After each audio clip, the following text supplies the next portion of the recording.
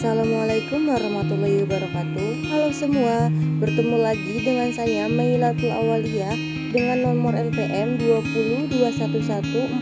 2011454500233. Rangkaian tugas kali ini diberikan oleh Bapak Bahrudin Salim.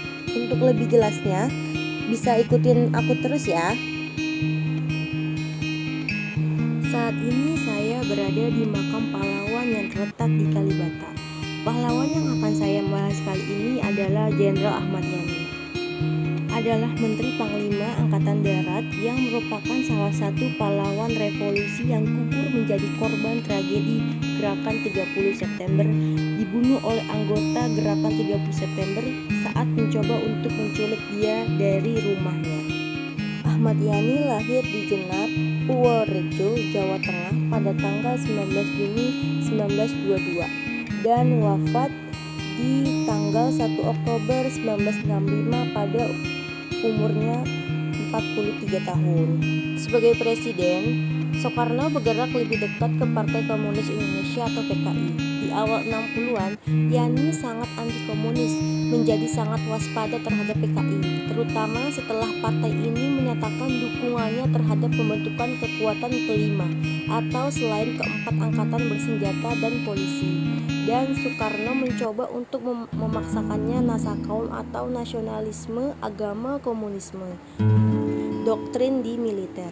Keduanya, Yani dan Nasution, menunda-nunda ketika diperintahkan oleh Soekarno pada tanggal 31 Mei 1965 mempersiapkan rencana untuk mempersenjatai rakyat. Pada dini hari 1 Oktober 1965, Gerakan 30 September mencoba untuk menculik 7 anggota staf umum Angkatan Darat.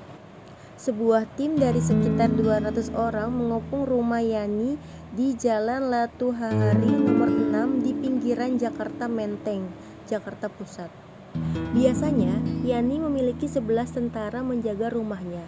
Istrinya kemudian melaporkan bahwa seminggu sebelumnya tambahan 6 orang ditugaskan kepadanya.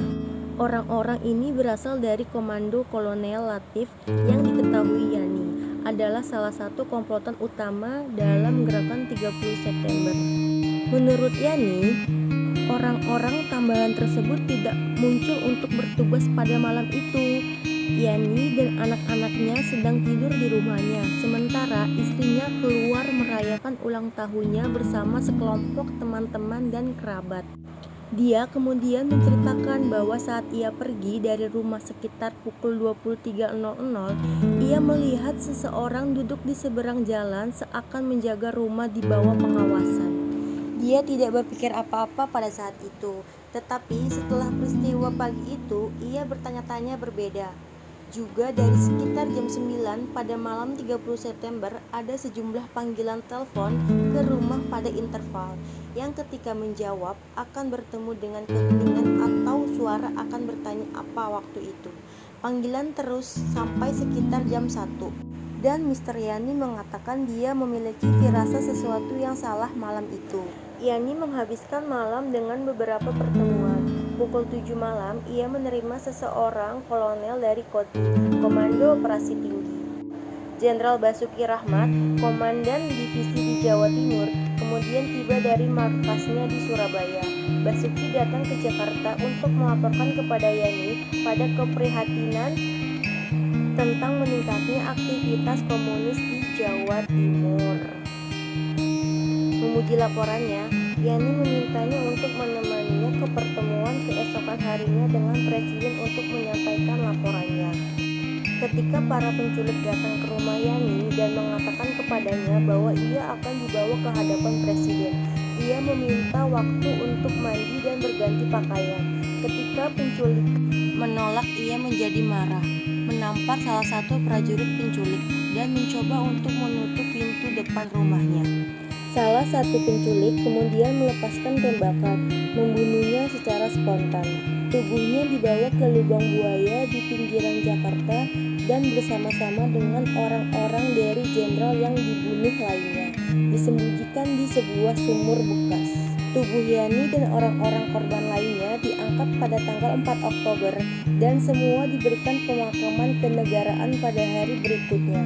Sebelum dimakamkan di Taman Makam Pahlawan di Kalibata, Pada hari yang sama, Yani dan rekan-rekannya resmi dinyatakan pahlawan dari revolusi dengan keputusan Presiden nomor 111/Koti/1965 dan pangkatnya dinaikkan secara anumerta dari Letnan Jenderal untuk bintang keempat umum. Ibu Yani dan anak-anaknya pindah dari rumah setelah kematian Yani. Ibu Yani membantu membuat bekas rumah mereka ke museum publik yang berdiri sebagian besar seperti itu pada Oktober 1965, termasuk lubang peluru di pintu dan dinding, dan dengan perabotan rumah itu waktu itu. Saat ini banyak kota di Indonesia memiliki jalan dengan nama Jenderal Ahmad Yani. Selain itu, namanya diabadikan untuk Bandar Udara Internasional Ahmad Yani di Semarang.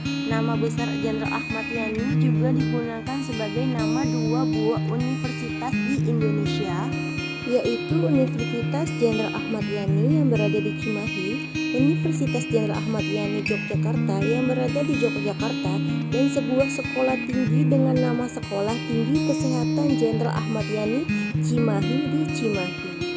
Ketiga pengguruan tinggi tersebut berada di bawah naungan Yayasan Kartika Eka Paksi yang merupakan yayasan yang dimiliki TNI Angkatan Darat di mana beliau mengabdi.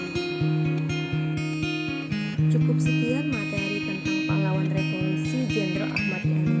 Semoga generasi muda saat ini tetap mengingat jasa-jasa para pahlawan. Cukup sekian materi yang bisa saya sampaikan. Mudah-mudahan materi yang saya sampaikan bisa menambah wawasan kita semua. Kurang lebihnya mohon maaf.